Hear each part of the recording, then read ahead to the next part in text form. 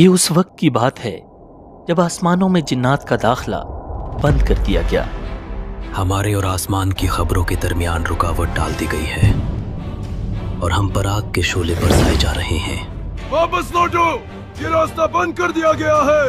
یہ معمولی بات نہیں، ضرور زمین یا آسمان میں کوئی بہت بڑا واقعہ پیش آیا ہے۔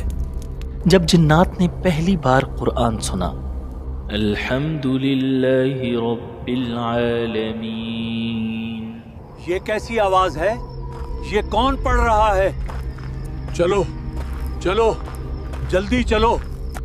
یہ داستان ہے سورۃ الجن کی۔ قل اوحی الی انہ استمع نفر من الجن۔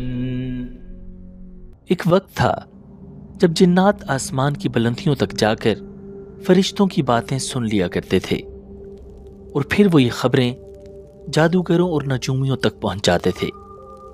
ہزاروں سال سے ان کا یہی معمول تھا، لیکن پھر اچانک سب کچھ بدل گیا۔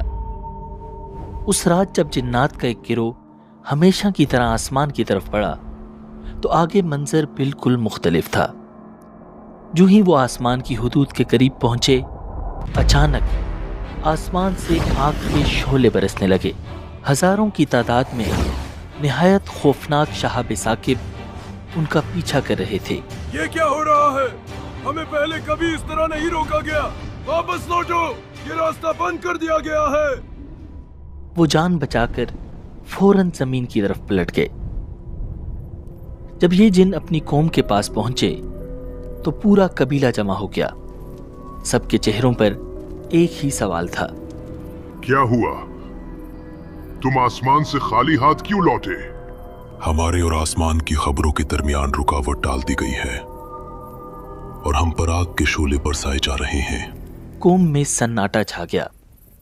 پھر ایک بزرگ جن بولا، یہ معمولی بات نہیں، ضرور زمین یا آسمان میں کوئی بہت بڑا واقعہ پیش آیا ہے۔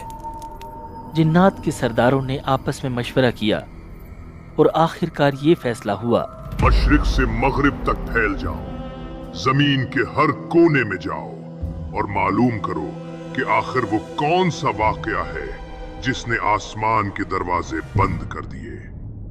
یہ حکم ملتے ہی جنات کے گروہ زمین کے کونے کونے میں پھیل گئے۔ انہی جنات کا ایک گروہ عرب کے ریگستانوں کی طرف بھی جا نکلا۔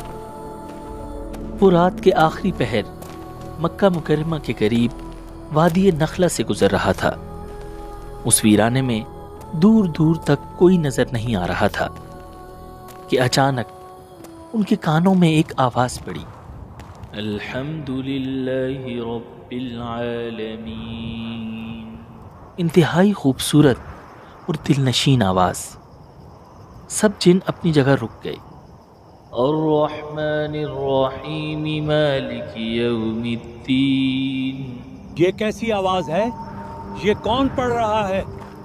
چلو چلو جلدی چلو۔ انہوں نے جب آواز کا پیچھا کیا تو دیکھا کہ چند لوگ ہاتھ باندھے قطار میں کھڑے ہیں، اور ان سب سے آگے موجود ایک شخص وہ کلام پڑھ رہا تھا، ایاک نعبد و ایاک نستعین۔ جنات حیرت سے یہ منظر دیکھنے لگے۔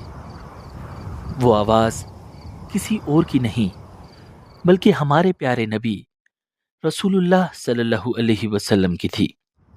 حضور فجر کی نماز میں قرآن کی تلاوت فرما رہے تھے اور آپ کے ساتھ صحابہ کرام موجود تھے۔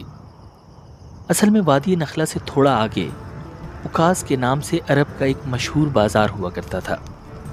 رسول اللہ صلی اللہ علیہ وسلم صحابہ کرام کے ساتھ اسی عکاظ کے بازار کی طرف جا رہے تھے کہ رات ہو گئی، تو آپ نے وادی نخلہ میں قیام کر لیا، اور اب آپ صحابہ کے ساتھ فجر کی جماعت ادا کر رہے تھے۔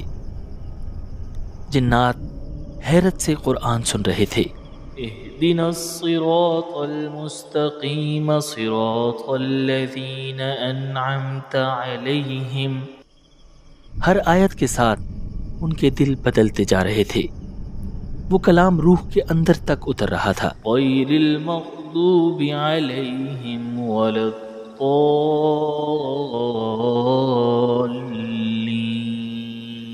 ان کے دل گواہی دے رہے تھے کہ یہی حق ہے۔ انہیں اندازہ ہو چکا تھا کہ آسمان بند ہونے کی اصل وجہ یہی کلام تھا۔